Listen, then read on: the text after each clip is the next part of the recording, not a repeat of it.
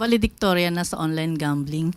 Ano po anong reaksyon ng palasyo dito at ano ang magagawa ng ehekutibo habang nag-aantay tayo ng batas para mapatigil ang mga ito?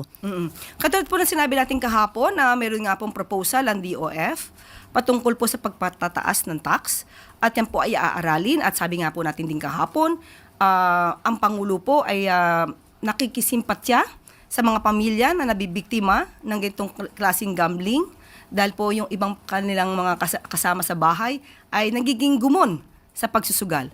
So yan po ay tinitingnan din po ng Pangulo para po mas maganda po ang maging polisiya pagdating po sa online gambling. Follow-up, ma'am. May magagawa po ba ang ehekutibo, especially yung mga agencies na involved dito, kung pwedeng ma-regulate yung mga social media influencers na nagpo-promote ng online gambling? Pag-aaralan po yan dahil baka sabihin naman nila, nako, ang freedom of expression na naman ang, ang sinasawata natin dyan. So pag-aaralan po lahat yan at mabigyan ng tamang direksyon at judgment on that matter. Thank you, ma'am. Thank you.